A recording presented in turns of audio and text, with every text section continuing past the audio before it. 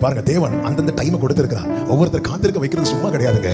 அவரால் முடியாதுன்னு கிடையாது. ஆண்டவர் திடீர்னு அவ்வளோ டயர்ட்ல படுத்திருக்கிறேன், திடீர்னு சிந்தையில கொண்டு வந்து தட்டி எழுப்பி சொல்றாரு, இந்த குடும்பத்துக்கு நான் நன்மை செய்ய போறேன்ப்பா. அப்படின்னு அர்த்தம் என்ன? மற்றவங்களுக்கு செய்ய மாட்டாரா? இல்ல, அவங்களுக்கு செய்யும் வேலை வந்து விட்டது. அவன் நம்ம ஒவ்வொரு வேலை வைத்திருக்கிறார், ஒவ்வொரு காலத்தை வைத்திருக்கிறாருங்க. எவ்வளவு சந்தோஷமா இருந்துச்சு தெரியுமா? நீங்கள் அந்த நாளுக்காய் காத்திருங்க.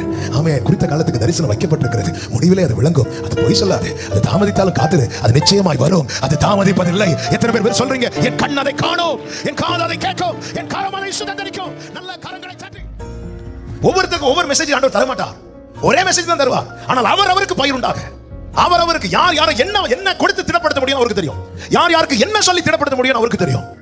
அவருக்கு பயிர் உண்டாக மழையை பெய்ய பண்ணுவார். கேட்பது ஒன்றுதான், கர்த்தரிடத்தில் வேண்டிக் கொள்ளுங்கள். உங்களை திடப்படுத்த மனிதர்களிடத்தில் கேட்க வேண்டாம், மற்றவர்களிடத்தில் கேட்க வேண்டாம், கர்த்தரிடத்தில். காரணம், நான் அவருடைய மேய்ச்சலின் ஆடு. எனக்கு ஒரு மேய்ப்பர் இருக்கிறார். ஆமென். ஒரு நாளை அவர் குறித்து வைத்திருக்கிறார். ஒரு நாள் உண்டு, அது பகலும் அல்ல இரவும் அல்ல. ஆனா எனக்கு தெரியும், சாயங்காலத்துல வெளிச்சம் உண்டாகும், வெளிச்சம் உண்டாகும். சத்தமா ஆமென் சொல்லுங்க பார்க்கலாம்.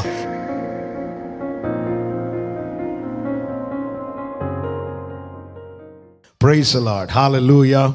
68வது சங்கீதம் அதனுடைய 9வது வசனத்தை வாசிக்க கேட்கலாம். சங்கீதம் 68:9. தேவனே, சம்பூரண மழையை பெய்ய பண்ணினீர். இளைத்து போன உமது சுதந்திரத்தை திடப்படுத்தினீர். கைகளை உயர்த்தி ஹalleluya. ஒவ்வொருவரிடத்திலும் நான் அன்பாய் கேட்டுக்கொள்ளுகிறேன், டெய்லி இந்த வார்த்தையை நீங்க காலையில் எழும்புனதும் படிக்கணும். கர்த்தர் எனக்கு தந்த வார்த்தை அப்படி சொல்லி தான் படிக்கணும். என் குடும்பத்துக்கு தந்த வார்த்தை. காரணம், நாம் எந்த மட்டும் இளைத்திருக்கிறோம் என்பது நமக்கு தெரியும். ஆமென். கொஞ்சம் தெரிந்தவர்களிடத்திலே சொல்லுவோம், அறிமுகமானவர்களிடத்திலே சொல்லுவோம், ஜெபிக்கிறவர்களிடத்திலே சொல்லுவோம், போதகர்களிடத்திலும் சொல்லுவோம். எல்லாம் சொல்ல மாட்டோம், கொஞ்சம் சொல்லுவோம். எல்லாவற்றையும் அவரிடத்தில் மாத்திரமே சொல்லுவோம். அவரிடத்தில் மாத்திரமே எல்லாத்தையும் சொல்லணும். ஆமென். கர்த்தருக்கு மகிமை உண்டாவதாக, கர்த்தர் நாம மாத்திரம் மகிமைப்படுவதாக. இளைத்து போன சுதந்திரத்தை அவர் என்ன செய்கிறாராம்? திடப்படுத்துகிறார். திடப்படுத்தும்படி அவர் சம்பூரண மழையை பெய்ய பண்ணுகிறார். அப்படி என்றால் தேவன் தந்த வாக்குத்தத்தத்தை சுதந்திரிக்க ஒவ்வொரு நாளும் ஆயத்தமாக இருக்க வேண்டும். ஒவ்வொரு நாளும் ஆண்டவர் இன்றே அதை செய்ய வல்லவராய் இருக்கிறார். இன்னைக்கு செய்யலையா, நாளைக்கு செய்வார். இந்த நம்பிக்கையோடு. காரணம், நாம் யாரும் விரும்பி நாம் யாரும் நமக்கு டைம் இருந்ததுனாலயோ பலன் இருந்ததுனாலயோ சரி இன்னைக்கு இங்கே போவோம் அப்படி நம்ம நினைச்சதுனாலயோ வரவில்லை. எல்லா இடத்துக்கும் நம்முடைய பிளான் படி போகலாம். ஆனால் சபையிலே தேவ சமூகத்தில் அவர் சித்தம் இல்லாமல் நானும் நிற்க முடியாது, நீங்களும் வர முடியாது. அப்ப தேவன் கிருபையாய் நம்மை கொண்டு வந்து அவருடைய வார்த்தையை கேட்க பண்ணி இருக்கிறார் என்றால் அது வெறுமனே ஒரு வார்த்தையா கேட்டுவிட்டு செல்வதற்கு அல்ல, அதை நாம் சுதந்திரிக்க வேண்டும் என்பதற்காகவே. எனவே ஒவ்வொருவரும் இந்த வார்த்தையை நீங்க வீட்டில் எழுதி வைங்க. ஆமென், ஆமென். அதை எழுதி வேணா எங்கேயாவது ஒட்டி வைங்க. கர்த்தருக்கு மகிமை உண்டாவதாக. இந்த வார்த்தையை படிக்கணும், இந்த வார்த்தையை காணாமலே படிச்சிடணும். ஜெபிக்கும் போது இந்த வார்த்தை, ஆண்டவரே இளைத்து போன சுதந்திரத்தை திடப்படுத்த சம்பூர்ண மழையை பெய்ய பண்ணுவேன்னு சொன்னீங்களே ஆண்டவரே, என் வாழ்க்கையில் இப்படி செய்யுங்கப்பா, என் குடும்பத்தில் இப்படி செய்யுங்கப்பான்னு சொல்லி நீங்க உங்க தனி ஜெபத்தில் இந்த வார்த்தையை பிடிச்சு கதறணும். தாவீது அப்படிதான் ஜெபிக்கிறார். நீர் என்னை நம்ப பண்ணின வசனத்தை உமது அடியேனுக்காக நினைத்தருளும் என்று. ஆமே, நாம் அப்படி இதை சுதந்திரிக்கணும். என கேட்கிற ஒவ்வொருவருக்கும் சொல்றேன், இந்த சத்தத்தை யார் யார் எங்கிருந்து கேட்கிறீங்கன்னு தெரியாது. ஆனால் இந்த வார்த்தை உங்கள் காதுகளில் தேவன் கேட்க பண்ணினது உண்டானால், ஆமென், தேவன் ஒரு நோக்கம் இல்லாமல் இந்த சத்தத்தை கேட்க பண்ணவில்லை. இந்த வார்த்தையை குடும்பமாய் சுதந்திரிக்கணும், நாம சபையாய் சுதந்திரிக்கணும். ஆமென் சொல்லுங்க பார்க்கலாம். யார் அவருடைய சுதந்திரம்? யாரை அவர் சுதந்திரமாய் கொண்டிருக்கிறார்? உபாகமம் 4வது அதிகாரம் அதனுடைய 20வது வசனம். உபாகமம் 4வது அதிகாரத்தின் 20வது வசனம். யாரை அவர் ஆமென் சுதந்திரமாக கொண்டிருக்கிறார்? வாசியுங்கள். இந்நாளில் நீங்கள் இருக்கிறது போல, இந்நாளில் நீங்கள் இருக்கிறது போல தமக்கு சுதந்திரமான ஜனமாய் இருக்கும்படி, தமக்கு சுதந்திரமான ஜனமாய் இருக்கும்படி கர்த்தர் உங்களை சேர்த்துக்கொண்டு, கர்த்தர் உங்களை சேர்த்துக்கொண்டு உங்களை எகிப்து என்னும் இருப்பு காலவாயிலிருந்து புறப்பட பண்ணினார். மோசே இஸ்ரவேல் ஜனங்களை பார்த்து சொல்லும் போது சொல்லுகிறார், உங்களை தேவன் தம்முடைய சுதந்திரமான ஜனமாய் இருக்கும்படிக்கு எகிப்து என்னும் இருப்பு காலவாயிலிருந்து புறப்பட பண்ணினார். புதிய ஏற்பாட்டிலே நாம் அதை பார்க்கும்போது தெரியும், இரத்தத்தால் அவர்கள் மீட்கப்பட்டார்கள். அப்படி என்றால் யார் அவருடைய சுதந்திர ஜனம்? மீட்கப்பட்டவர்கள். அன்று இஸ்ரவேலர்கள் எகிப்திலிருந்து ஆமென் ஆட்டுக்குட்டியின் இரத்தத்தால் மீட்கப்பட்டது போல நானும் நீங்களும் ஆட்டுக்குட்டியானவருடைய இரத்தத்தால் மீட்கப்பட்டிருக்கிறோம். கைகளை உயர்த்தி ஆமென் சொல்லுங்க பார்க்கலாம். எதற்காக இதை செய்திருக்கிறார்? தமக்கு சுதந்திரமான ஜனமா இருக்கும்படி. அப்படி என்றால் யார் அவருடைய சுதந்திரம்? யாரை அவர் தமது சொந்த இரத்தத்தால் மீட்டிருக்கிறாரோ அவர்கள் அவருடைய சுதந்திரம். இந்த வேளையில் ரட்சிக்கப்பட்ட தேவ ஜனமே, நீ அவருடைய சுதந்திரம் என்பதை ஒரு நாளும் மறந்து விடாதே. சுதந்திரமாகிய ஜனத்தை பார்த்துதான் சொல்லுகிறார். நீ ஒருவேளை இளைத்து போயிருக்கலாம். தேவன் சம்பூரண மழையை பெய்ய பண்ணி இளைத்து போன தமது சுதந்திரத்தை திடப்படுத்துவார். எத்தனை பேர் ஆமென் சொல்வீங்க? ஹalleluya, ஆமென். கர்த்தருக்கு மகிமை உண்டாவதாக. இளைத்து போயிருக்கிற உன்னை திடப்படுத்த தேவன் சம்பூர்ண மழையை பெய்ய பண்ணுவார் என்று அதை சுதந்தரிக்கிறதற்கு நாம் என்ன செய்ய வேண்டும்? ஒரு 3 காரியங்கள் பரிசுத்த ஆவியானவர் உணர்த்தினார். அந்த 3 காரியங்களை நான் இந்த வேளையிலே சொல்லி ஜெபிக்க விரும்புகிறேன். கர்த்தருடைய நாமத்திற்கு மாத்திரம் மகிமை உண்டாவதாக. முதலாவது, நாம் எப்படிப்பட்டவர்களாய் காணப்பட வேண்டும்? சங்கீதம் 100வது சங்கீதம் அதனுடைய 3வது வசனத்தை வாசிக்க கேட்கலாம். 100வது சங்கீதம் 3வது வசனம். கர்த்தரே தேவன் என்று அறியுங்கள். கர்த்தரே தேவன் என்று அறியுங்கள். நாம் அல்ல, அவரே நம்மை உண்டாக்கினார். நாம் அவர் ஜனங்களும் அவர் மேய்ச்சலின் ஆடுகளுமாய் இருக்கிறோம். நல்ல கவனிக்கணும். சம்பூர்ண மழை என் வாழ்க்கையிலே தேவன் பெய்ய பண்ணணும். இந்த ஆண்டுல பெய்ய பண்ணணும். எங்க குடும்பத்தின் ஆவிக்குரிய நிலையும் பூமிக்குரிய நிலையிலும் அந்த ஒரு நிறைவு, அந்த ஒரு திருப்தி உண்டாக வேண்டும். சம்பூர்ண மழை என்பது போதுமான அளவு, தேவையான அளவுக்கு. அவ்வளவு, இதுக்கு மேல இன்னும் அப்படி இல்லை, போதும். அவ்வளவு திருப்தி, நிறைவு தேவன் கொடுப்பது எல்லாமே அப்படிதான். இது என் வாழ்க்கையில, என் குடும்பத்தில் நாங்கள் சுதந்தரிக்க வேண்டும் என்று விரும்புகிற அன்பு சகோதர சகோதரி, நம்மோடு பேசுகிற வார்த்தை இதுதான். நாம் அவர் மேய்ச்சலின் ஆடுகளாய் இருக்க வேண்டும். நாம் அவர் மேய்ச்சலின் ஆடுகளாய் இருக்கிறோம். அதை இப்படி சொல்ல விரும்புகிறேன், அவர் மேய்ச்சலின் ஆடுகளாய் இருக்க வேண்டும். அவர் மேய்ச்சலின் ஆடுகளாய் இருப்பது என்பது என்ன? அவரால் கொடுக்கப்படுகிறவைகளை மாத்திரம் உட்கொள்ளுகிற அனுபவம். எல்லாத்தையும் எடுக்கிற அனுபவம் அல்ல. எனக்கு ஒரு மேய்ப்பர் இருக்கிறார். அவரால் கொடுக்கப்படுகிறவைகளை மாத்திரம் உட்கொள்ளுகிற அனுபவம். சில பிள்ளைங்க ரொம்ப அடம்பிடிப்பாங்க, பார்த்துருக்கிறீங்களா? அம்மா தான் எனக்கு ஊட்டணும் அப்படிம்பாங்க. வேற யார் கொடுத்தாலும் சாப்பிட மாட்டாங்க. அப்பா தான் எனக்கு ஊட்டணும்பாங்க. வேற யார் கொடுத்தாலும் சாப்பிட மாட்டாங்க. அக்கா தான் எனக்கு ஊட்டணும்பாங்க, அல்லது அண்ணன் தான் ஊட்டணும்பாங்க. வேற யாரு கொடுத்தாலும் சாப்பிட மாட்டாங்க. அவர் மேய்ச்சலின் ஆடுகளாய் நாம் இருக்க வேண்டுமா? என்ன அதன் அர்த்தம்? அவர் என்ன தருகிறாரோ அதை மாத்திரம் உட்கொள்ள வேண்டும். 2 பேதுரு 2:25 சொல்லப்பட்டிருக்கிறது, சிதறுண்ட ஆடுகளை போல் இருந்த நாம் மேய்ப்பரும் கண்காணியுமானவரிடத்தில் திருப்பப்பட்டிருக்கிற அந்த வசனத்தை வாசியுங்கள். 2 பேதுரு 2:25. சாரி, 1 பேதுரு 2:25. வேகமாக. சிதறுண்ட ஆடுகளைப் போல் இருந்தீர்கள். சிதறுண்ட ஆடுகளைப் போல் இருந்தீர்கள். இப்பொழுதோ உங்கள் ஆத்துமாக்களுக்கு மேய்ப்பரும், உங்கள் ஆத்துமாக்களுக்கு மேய்ப்பரும் கண்காணியுமானவரிடத்தில் திருப்பப்பட்டிருக்கிறீர்கள். நாம திரும்பவில்லை, அவர் நம்மை திருப்பி இருக்கிறார். இது உங்களால் உண்டானதல்ல, இது தேவனுடைய ஈவு. எத்தனை பேர் சொல்ல முடியும்? கர்த்தர் என்னை, பாவத்தை நோக்கி இருந்த என்னை, பாதாளத்தை நோக்கி இருந்த என்னை கிருபையாய் திருப்பினதுனாலதான் இன்னைக்கு நாங்க இருக்கிறேன்னு சொல்றவங்க கரங்களை உயர்த்தி ஆமென் சொல்லுங்க பார்க்கலாம். திருப்பப்பட்டிருக்கிறோம். திருப்பப்பட்டிருக்கிற நாம் இனி எப்படி இருக்க வேண்டும்? அவருடைய மேய்ச்சலின் ஆடுகளாய் இருக்க வேண்டும். அவரால் கொடுக்கப்படுகிறவைகளை வாங்கி உட்கொள்ளுகிற அனுபவம். அவருடைய மேய்ச்சலின் ஆடுகளுக்கு அவர் என்ன கொடுக்கிறார், எதை கொடுக்கிறார்? வேதம் சொல்லுகிறது, சங்கீதம் 37:3 தேசத்தில் குடியிருந்து சத்தியத்தை மேய்ந்து கொள். அவருடைய மேய்ச்சலின் ஆடுகளுக்கு அவர் கொடுக்கிற மேய்ச்சல் என்ன தெரியுமா? இந்த சத்தியம், இந்த வசனம் என்னும் சத்தியம். அவர் கொடுக்கிற மேய்ச்சலை வாங்கி உட்கொள்ளுகிற அனுபவம். அவர் மேய்ச்சலின் ஆடுகளாய் இருக்க வேண்டும்.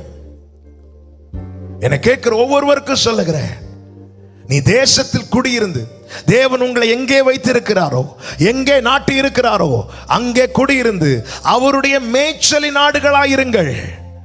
அவருடைய மேய்ச்சலாகி இந்த சத்தியத்தை உட்கொள்ளுகிறவர்களாயிருங்கள். இதை வாசிக்கிறவன், இதை கேட்கிறவன், இதை கை கொள்ளுகிறவன் பாக்கியவான் என்று எழுது. நான் அவருடைய மேய்ச்சலின் ஆடு என்பதை எப்படி வெளிப்படுத்த? ஆமென். இந்த சத்தியத்தை நான் மேயணும், சத்தியத்தை நான் மேயணும், இதை உட்கொள்ளணும், இதை உட்கொள்ளணும். எரேமியா சொல்றாரு, ஆமென். எசேக்கியா சொல்றாரு, அதை உட்கொண்டதும் அது என் நாவுக்கு இனிமையா இருந்துச்சு. இந்த மேய்ச்சல் யார் வாழ்க்கையில் இருக்கிறதோ, என கேட்கிற ஒவ்வொருவருக்கும் சொல்லுகிறேன், அவர்களை தேவன் திடப்படுத்த அவர்கள் மேல் சம்பூரண மழையை பெய்ய பண்ணுவார். ஆமென். கர்த்தருடைய நாமத்திற்கு மகிமை உண்டாவதாக. ஒவ்வொருவருக்கும் நான் இயேசு நாமத்தில் அன்பா சொல்றேன், நீங்க எதை அதிகம் வாசிக்கிறீங்கன்னு எனக்கு தெரியாது, ஆனா பைபிள் மினிமம் பெர் டே 4 அதிகாரமாவது நீங்க வாசிச்சிருக்கணும். 1189 அதிகாரங்கள் இதுல இருக்கிறது. நீங்க 4 அதிகாரம் வச்சு வாசிட்டீங்கன்னா 298 நாளுக்குள்ள நீங்க பைபிள் படிச்சு முடிச்சிடலாம். மினிமம் 4 அதிகாரமாவது நீங்க வாசிக்கணும். அவருடைய மேய்ச்சலின் ஆடுகளா இருக்க விரும்புகிற 4 மினிமம். ஆமா, நீங்க வாசிக்கணும். நீங்க கண்டிப்பா வாசிக்கணும். வரிசையா வாசிக்க முடியாட்டியும் 4 அதிகாரம் நீங்க வாசிக்கணும். ஒரு வருஷம் முடிகிறதுக்குள்ள பைபிளை படிச்சு முடிச்சிருக்கணும். ஆமா, அதுல நீங்க வாசிக்கும் போது அதுல எந்த வார்த்தையை கொண்டு கர்த்தர் பேசுறாரோ அதை நீங்க தியானிக்கணும்.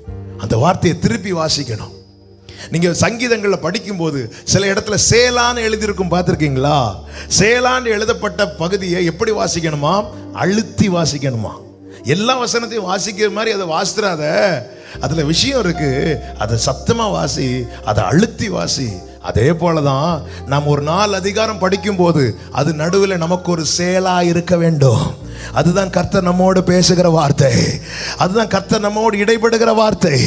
ஆமே, நம்ம வாசிக்கும் போது எந்த வார்த்தையோடு இடைபடுகிறாரோ அந்த வார்த்தையை அழுத்தி வாசிக்கணும், அந்த வார்த்தையை சத்தமா வாசிக்கணும், அந்த வார்த்தையை நம் காதுகள் கேட்க வாசிக்கணும். அந்த வார்த்தையை திரும்ப திரும்ப வாசிக்க வாசிக்க பரிசுத்த ஆவியானவர் நம்மேல் அசைவாடி அந்த வசனத்துக்குள்ளே கொண்டு போவார். அதற்குள்ளே மறைந்திருக்கிற பொக்கிஷத்தை நம் கண்களுக்கு காண்பிப்பார். நமக்குள்ளே விசுவாசத்தை வர்த்திக்க பண்ணுவார். அந்த வசனம் நம்மை மேற்கொள்ளும்படி செய்வார். அவருடைய மேய்ச்சலின் ஆடுகள் நலிந்து காணப்படக்கூடாது, புஷ்டியா இருக்க வேண்டுமானால் இதை செய்ய வேண்டும். நான் அவருடைய மேய்ச்சலின் ஆடா இருந்தும் என்னுடைய ஆவிக்குரிய அனுபவம் நலிந்திருக்க காரணம் என்ன? நான் அவரால் கொடுக்கப்படுகிறதை மேயல, கண்ட இடத்துல மேய்கிறேன் என்று அர்த்தம். என் மேய்ப்பர் யார்? என் மேய்ப்பர் எனக்காக ஒரு பிரச்சனை வந்தது ஓடி போகிற கூலிக்கு வந்தவர் அல்ல, தம்முடைய ஜீவனையை கொடுத்து என்னை மீட்டெடுத்த பிரதான மேய்ப்பரிடத்தில் நான் திருப்பப்பட்டிருக்கிறேன். அவர் மேய்ச்சலின் ஆடுகளாய் இருக்கும்படி நான் தெரிந்து கொள்ளப்பட்டவன். கண்ட இடத்தில் மேயவர் விடமாட்டார். எனக்கு வேண்டியது அவர் எனக்கு அன்றென்று தருவார். வனாந்தரத்தில் இஸ்ரவேலரை நடத்தினாலும் காலை கதவை திறந்து பார்த்தால் இல்லை என்ற வார்த்தை அல்ல, அவர்களுக்கு வேண்டிய மன்னா அவர்கள் கண்களுக்கு முன்பாக விழுந்து கிடந்தது. நான் மேயணும், நான் மேயணும், இந்த சத்தியத்தை மேயணும். இளைத்து போன சுதந்திரத்தை திடப்படுத்த விரும்புகிறார். நம்ம கையில எத்தனை பைபிள்? 1க்கு 2, 2க்கு 3, 3க்கு 4, எத்தனை பைபிள் இருக்கு? கார்ல பைபிள், பெட்ரூம்ல பைபிள், வீட்டுல பைபிள், எல்லாத்துலயும் பைபிள். ஆனா இங்க மட்டும் இல்ல. ஆமே, பைபிள் எல்லா இடத்துலயும் இருக்கு. கார் ஃப்ரண்ட்ல இருக்கு, கார் பேக்ல இருக்கு, எல்லா இடத்துலயும் இருக்கு. இங்க மட்டும் இல்ல.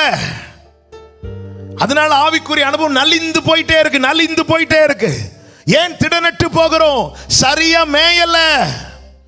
எல்லாரையும் கை காட்டுறோம். சவுல் தான் காரணம், அப்சலோம் தான் காரணம், அவன் தான் காரணம், இவன் தான் காரணம், இதுதான் பிரச்சனை.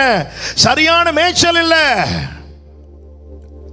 சொல்லுவாங்கல்ல சிலர் திடீர்னு சிக்காகும் போது, அடிக்கடி சிக்காகும் போது நல்ல ஹெல்த்தியா சாப்பிடுங்க அப்படி சொல்லுவாங்கல்ல.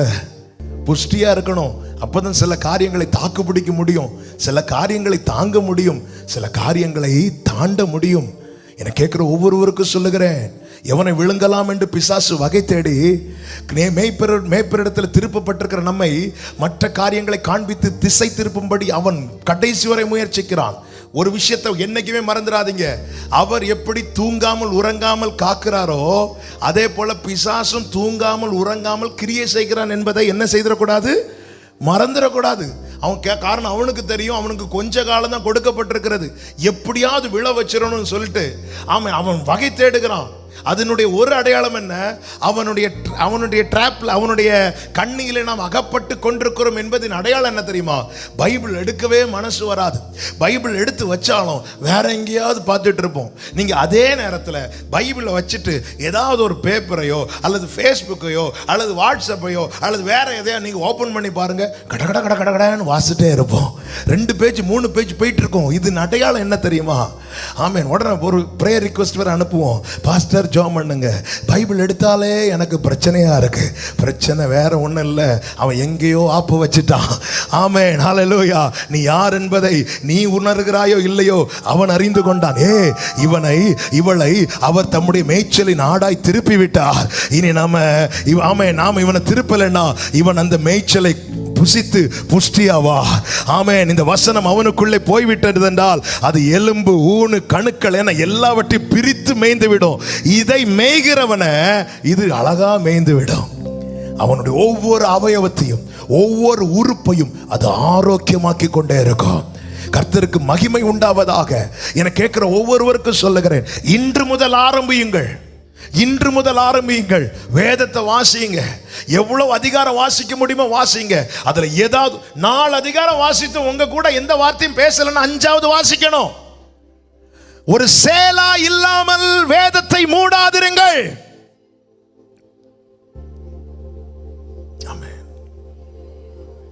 சில பார்க்குறாங்க, அந்த வருஷம் முடிஞ்சே எழும்பி போயிருக்கலாம், எங்களுக்கு ஸ்நாக்ஸ் பாக்ஸ் வேண்டாம்.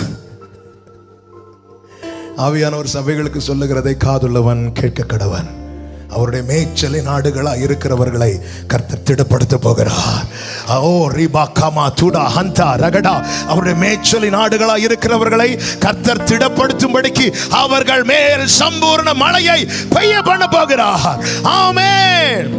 எசேக்கியேல் 34வது அதிகாரம். நேரம் அதிகம் போய்விட்டது. ஆமென். கர்த்தருக்கு மகிமை. ஒரு 10 நிமிடம் கூட எடுத்துக்கொள்ளுகிறேன், பொறுத்துக் கொள்ளுங்கள். எசேக்கியேல் 34வது அதிகாரம் அதனுடைய 22 முதல் வாசியுங்கள். நான் என் ஆடுகளை இனி சூறையாகாதபடிக்கு ரட்சித்து ஆடுகளுக்கும் நியாயம் தீர்ப்பேன். அவர்களை மேய்க்கும்படிக்கு என் தாசனாகிய தாவீது என்னும் ஆண்டவராகிய இயேசு கிறிஸ்துவை குறித்த தீர்க்க தரிசனம் இது. அவர்களை மேய்க்கும்படிக்கு என் தாசனாகிய தாவீது என்னும் ஒரே மேய்ப்பனை நான் அவர்கள் மேல் விசாரிப்பாயிருக்க ஏற்படுத்துவேன். விசாரிப்பா இருக்க நமக்காக ஏற்படுத்தப்பட்ட பிரதான மேய்ப்பர் நம் ஆண்டவராகிய இயேசு கிறிஸ்து. எனவே தான் பேதுரு இப்படி எழுதுகிறார், அவர் உங்களை விசாரிக்கிறவரானபடியால் உங்கள் கவலைகளை அவர் மேல் வைத்து விடுங்கள். விசாரிப்பா இருக்க. ஆமென். இவர் அவர்களை மேய்த்து இவரே அவர்களுக்கு மேய்ப்பனாய் இருப்பார். சத்தம் ஆமென் சொல்லுங்க பார்க்கலாம். அடுத்த வார்த்தை, கர்த்தராகிய நான் அவர்களுக்கு தேவனாய் இருப்பேன். தாசனாகிய தாவீது அவர்கள் நடுவில் அதிபதியாய் இருப்பார். கர்த்தராகிய நான் இதை சொன்னேன். அடுத்த வார்த்தை, நான் அவர்களுடைய சமாதான உடன்படிக்கை செய்து துஷ்ட மிருகங்களை தேசத்தில் இராதபடி ஒழிய பண்ணுவேன். அவர்கள் சுகமாய் வனாந்தரத்தில் தாபரித்து காடுகளில் நித்திரை பண்ணுவார்கள். நான் அவர்களையும் என் மேட்டின் சுற்றுப்புறங்களையும் ஆசீர்வாதமாக்கி ஏற்ற காலத்திலே மழையை பெய்ய பண்ணுவேன்.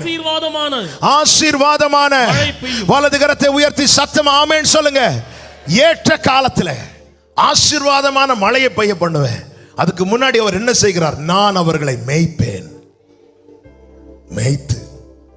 அப்ப மேய்ச்சலில் பங்கெடுக்கிற ஆடுகள் இந்த ஆசீர்வாதத்தை சுதந்தரிக்கும். சரியானதை உட்கொள்ள அவர் நமக்காக கிரியை செய்ய ஆரம்பிப்பார். சரியானதை உட்கொள்ள அவர் தருகிற எப்பொழுதுமே ஒன்றை புரிந்து கொள்ளுங்கள், நம்மோடு பேசுகிற வார்த்தைகளை பைபிள் அண்டர்லைன் பண்ணுவோம், அது தவறு அல்ல, அப்படி செய்வது தவறு கிடையாது. ஆனால் பைபிளை எடுக்கும்போது அந்த அண்டர்லைன் பண்ண வசனத்தை மட்டும் வாசிக்க கூடாது. இன்று அதோடு அந்த வார்த்தையை கொண்டு பேசினார், நாளை அதற்கு மேலுள்ள வசனத்தை கொண்டு பேசுவது அவருடைய சித்தமாக இருக்கும். வானமும் பூமியும் ஒளிந்து போனாலும் இதில் உள்ள ஒரு உறுப்பு கூட நிறைவேறாமல் போவது இல்லை என்று என் ஆண்டவர் சொன்னார். ஆமென் சொல்லுங்க. அவருடைய நம்ம இந்த லைனை மட்டும் ஸ்டிக்கர் அடிச்சு ஒட்டுவோம், ஆசீர்வாதமான மழை பெய்யும். யாருக்கு பெய்யும்? அவருடைய மேய்ச்சலில் பங்கெடுக்கிற ஆடுகளுக்கு பெய்யும்.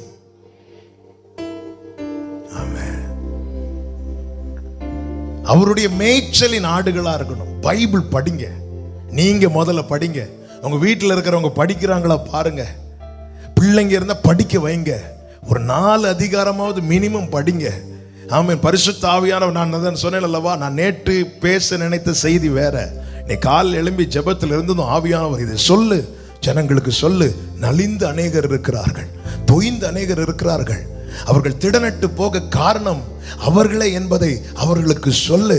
நீ சொல்லு, நான் அவர்கள் மேய்ப்பனாய் இருக்கிறேன், அவர்களை நான் மேய்ப்பேன், நான் அவர்களோடு இடைப்படுவேன், வேண்டிய சத்தியத்தை அவர்களுக்கு நல்ல மேய்ச்சலாய் கொடுப்பேன், அவர்களிடத்தில் சொல் என்று பரிசுத்த ஆவியானவர் காலையிலே அதிகமாக இடைப்பட்டார். என கேட்கிற ஒவ்வொருவருக்கும் சொல்றேன், திடனட்டு போன உங்கள் வாழ்க்கை, ஆவிக்குரிய அனுபவம், குடும்ப சூழ்நிலை எல்லாவற்றையும் திடப்படுத்த அவர் சம்பூர்ண மழையை பெய்ய பண்ண போதுமானவராய் இருக்கிறார். அவர் கேட்பது ஒன்றே ஒன்றுதான், அவருடைய மேய்ச்சலின் ஆடுகளாய் இருங்கள். எல்லாரும் சொல்றத நம்புறோம், ஆண்டவர் சொல்றத நம்ப மாட்டேங்கிறோம். செய்தி பார்க்கிறோம், எதுக்கு?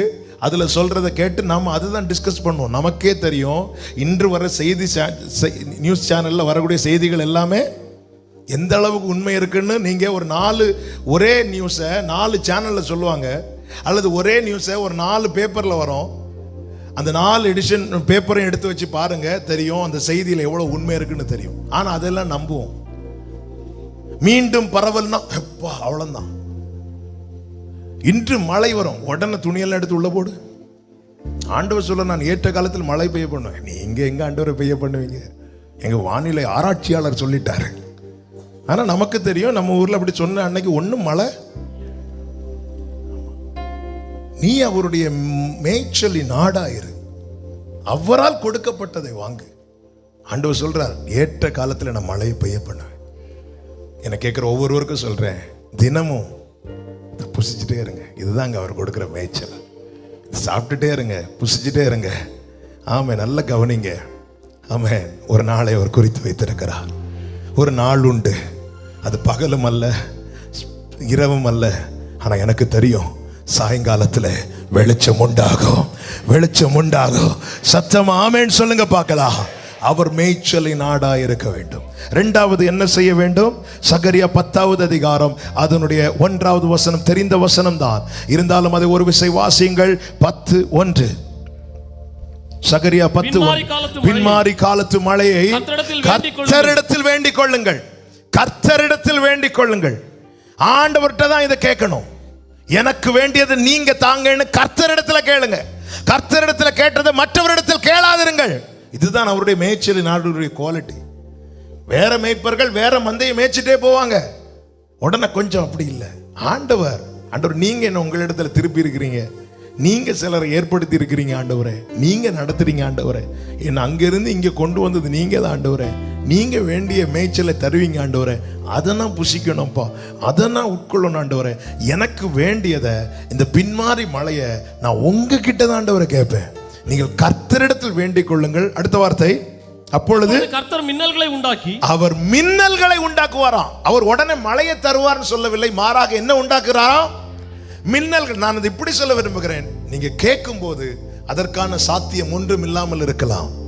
ஆனால் நீங்கள் யாரிடத்தில் கேட்கிறீர்கள் தெரியுமா? இல்லாதவைகளை இருக்கிறதை போல வரவழைக்கிறவரிடத்தில் கேட்கிறீர்கள். நான் கேட்கும் போது, எலியா ஜெபிக்கும் போது மழைக்கான எந்த அறிகுறியும் இல்லை. ஆனால் அவன் பர்வதத்தின் உச்சிகளை ஏறி தன் தலை முழங்காலில் படுமட்டும் தாழ்த்தி கர்த்தரை நோக்கி ஜெபித்த போது அவன் எழுந்து சொல்லுகிறான், இதோ பெருமழையின் இரைச்சலை நான் கேட்கிறேன். ஆமென். வேண்டிக் கொள்ளுங்கள், ஜெபத்தை நிறுத்தாதிருங்கள். இவ்வளவு நாள் ஜெபித்தாச்சு, கிடைக்கல, இனி பாப்போம்ல. ஜெபத்தை நிறுத்தாதிருங்கள். அவர் அவருக்கு பயிர் உண்டாக அவர் மழையை பெய்ய பண்ணுவார். அவர் அவருக்கு பொதுவாக சபையிலே பேசுவார், ஆனால் யார் யாருக்கு என்ன வேண்டும் என்பது அவருக்கு தான் தெரியும். ஒவ்வொருத்தருக்கும் ஒவ்வொரு மெசேஜ் ஆண்டவர் தர மாட்டார், ஒரே மெசேஜ் தான் தருவார். ஆனால் அவர் அவருக்கு பயிர் உண்டாக, அவர் அவருக்கு யார் யாரை என்ன கொடுத்து திடப்படுத்த முடியும் அவருக்கு தெரியும். யார் யாருக்கு என்ன சொல்லி திடப்படுத்த முடியும் அவருக்கு தெரியும். அவர் அவருக்கு பயிர் உண்டாங்க மழையை பெய்ய பண்ணுவார். கேட்பது ஒன்றுதான், கர்த்தரிடத்தில் வேண்டிக் கொள்ளுங்கள். உங்களை திடப்படுத்த மனிதர்களிடத்தில் கேட்க வேண்டாம், மற்றவர்களிடத்தில் கேட்க வேண்டாம், கர்த்தரிடத்தில். காரணம், நான் அவருடைய மேய்ச்சலின் ஆடு. எனக்கு ஒரு மேய்ப்பர் இருக்கிறார், ஜீவனை தந்து என்னை மீட்டு தன்னுடைய மந்தையிலே சேர்த்த எனக்கு ஒரு பிரதான மேய்ப்பர் உண்டு என்று சொல்லுகிறவர்கள் கைகளை உயர்த்தி ஆமென் சொல்லுங்க பார்க்கலாம். கர்த்தரிடத்தில் வேண்டிக் கொள்ளுங்கள். மூன்றாவது ஒரு காரியம், யாக்கோபு 5வது அதிகாரம் அதனுடைய 7வது வசனம். யாக்கோபு நிருபம் 5வது அதிகாரம் 7வது வசனம். இப்படி இருக்க சகோதரரே, கர்த்தர் வருமளவும் நீடிய பொறுமையாயிருங்கள். இதோ பயிரிடுகிறவன் பூமியின் நற்பலனை அடைய வேண்டும் என்று, பூமியின் நற்பலனை அடைய வேண்டும் என்று முன்மாரியையும் பின்மாரியையும் வருமளவும் நீடிய பொறுமையோட.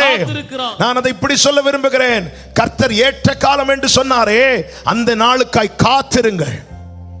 காத்திருங்கள் என்று சொல்லுகிற வார்த்தையின் அர்த்தம், ஒவ்வொரு நாளும் ஆயத்தமாயிருங்கள், ஆயத்தமாயிருங்கள், காத்திருங்கள். ஒன்றை நன்றாய் புரிந்து கொள்ளுங்கள், அவசரப்படுகிறவர்களுக்கு அவர் சீக்கிரமாகவும் காத்திருக்கிறவர்களுக்கு தாமதமாகவும் செய்கிறவர் அல்ல. சிலர் பாருங்க அவசரப்படுவாங்க. இந்த சாட்சி கூட்டத்தில் கூட பாத்தீங்களா, சிலருக்கு ஒர்க் இருக்கும், வேலை இருக்கும். அப்போ வந்து வேலை இருக்கும், உடனே நம்ம என்ன செய்வோம், கொஞ்சம் அட்ஜஸ்ட் பண்ணுவோம்ல, அட்ஜஸ்ட் பண்ணி கொடுப்போம். ஏன்னா அவங்களுக்கு அவசரம். எங்கே பாருங்க, எந்த ஒரு இடத்துல பாருங்க அவசரம்னா அட்ஜஸ்ட் பண்ணுவாங்க எல்லாருமே. இவனுக்கு ரொம்ப அவசரம்பா, பரவாயில்ல அவங்க வெயிட் பண்றாங்க, அப்படியே இருக்கட்டும் இல்ல மனுஷன் செய்யறது. ஆனா ஆண்டவர் அப்படி அல்ல.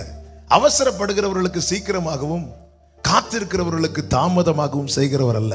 அவரை குறித்து வேதம் சொல்லுகிறது, அவர் சகலத்தையும் அதின் காலத்திலே நேர்த்தியாய் செய்வார். ஹல்லேலூயா. கரங்களை தட்டி ஆண்டவருக்கு மகிமை. அவர் சகலத்தையும், எல்லாரும் சொல்லுங்க இந்த வார்த்தையை, சகலத்தையும், எவ்ரிதிங், சகலத்தையும் அதின் காலத்தில். அப்போ அந்த காலத்துக்காய் காத்திருங்கள். எப்படி காத்திருக்கணுமா? பயிரிடு. அந்த வசனத்தை வாசிங்க, 5:7. இப்படி இருக்க சகோதரரே, பயிரிடுகிறவன் பூமி நற்பலனை அடைய வேண்டும் என்று. அப்ப நாம பயிரிடுகிற அந்த அனுபவம், நாம சத்தியத்தை மேய்ஞ்சிட்டு இருக்கிறோம், கர்த்தரை நோக்கி ஜெபிச்சிருக்கிறோம், இனி நம்ம காத்திருக்கணும். இந்த ஆண்டவரே, நீங்க ஒரு பின்மாரியை பெய்ய பண்ணும்போது இது நடக்கும், நீங்க சம்பூர்ண மழையை பெய்ய பண்ணும்போது இது நடக்கும். காத்திருங்கள், காத்திருங்கள். கர்த்தர் சம்பூர்ண மழையை பெய்ய பண்ணி இளைத்து போன உங்கள் எல்லா அனுபவத்தையும் அவர் திடப்படுத்தி உங்களுக்கு, உங்கள் குடும்பங்களுக்கு சம்பூரணத்தின் ஆண்டாக மாற்றி உங்களை சாட்சியாய் நிறுத்துவாராக. விசுவாசிக்கிறவங்க வலது கரத்தை உயர்த்தி ஆமென் என்று சொல்லுங்க. ஆமென் சொல்லுங்க. ஆமென். கர்த்தருக்கு மகிமை உண்டாவதாக. சத்தியத்தை மேய்ந்து கொள்ளுங்கள், கர்த்தரிடத்தில் வேண்டிக் கொள்ளுங்கள், தேவன் குறித்த நாளுக்காய் காத்திருங்கள். இதோ தேவரீர் எழுந்தருளி சீயோனுக்கு இறங்குவீர், அதற்கு தயை செய்யும் காலமும் அதற்காக குறித்த வேளையும் வந்தது. நான் விசுவாசிக்கிறேன், காத்திருக்கிற அநேக காரியங்களுக்கு கர்த்தர் பலனை தரப்போகிறார். கடந்த வாரத்துல காலையில தூங்கிட்டு இருக்கும்போது, காலையில ஒரு 1:30 ஒரு 2 மணி இருக்கும், அதுக்குள்ள திடீர்னு ஒரு ஃபேமிலி ஆண்டு ஒரு சிந்தையில கொண்டு வந்தார். சிந்தையில கொண்டு வந்து, ஆமென், கர்த்தருக்கு மகிமை உண்டாவதாக, சிந்தையில திடீர்னு அந்த ஃபேமிலி கொண்டு வந்து, நம்ம சர்ச்சில் உள்ள ஃபேமிலி தான், அப்படி கொண்டு வந்துட்டு ஆண்டவர் சொன்னார், இவங்களுக்கு நான் செய்ய போறேன் அப்படின்னார், இவங்களுக்கு நான் இந்த நன்மையை செய்ய போறேன் அப்படின்னார். நான் உடனே விழித்து கொண்டேன், ஆண்டவருக்கு ஸ்தோத்திரம் பண்ணிட்டு படுத்திருந்தேன். அவன் பாருங்க, தேவன் அந்தந்த டைமை கொடுத்திருக்கிறார். ஒவ்வொருத்தர் காத்திருக்க வைக்கிறது சும்மா கிடையாதுங்க, அவரால் முடியாததுன்னு கிடையாது. ஆண்டவர் திடீர்னு அந்த அவ்வளோ டயர்டில் படுத்திருக்கிறேன், திடீர்னு சிந்தையில கொண்டு வந்து தட்டி எழுப்பி சொல்றாரு, இந்த குடும்பத்துக்கு நான் நன்மையை செய்ய போறேன்ப்பா. அதுன்னு அர்த்தம் என்ன? மற்றவங்களுக்கு செய்ய மாட்டார்னா இல்லை, அவங்களுக்கு செய்யும் வேலை வந்து விட்டது. ஆமென். நம்ம ஒவ்வொரு வேலை வைத்திருக்கிறார், ஒவ்வொரு காலத்தை வைத்திருக்கிறாருங்க. எவ்வளவு சந்தோஷமா இருந்துச்சு தெரியுமா? நீங்கள் அந்த நாளுக்காய் காத்திருங்கள். ஆமென். குறித்த காலத்துக்கு தரிசனம் வைக்கப்பட்டிருக்கிறது. முடிவிலே அது விளங்கும். அது பொய் சொல்லாது. அது தாமதித்தாலும் காத்திரு, அது நிச்சயமாய் வரும். அது தாமதிப்பதில்லை. எத்தனை பேர் சொல்றீங்க, என் கண் அதை காணும், என் காது அதை கேட்கும், என் கரம் அதை சுதந்தரிக்கும். நல்ல கரங்களை தட்டி உடா கரபா சந்தரபா ரகடரா சம்பூர்ண மழையை பெய்ய பண்ணுவாராக.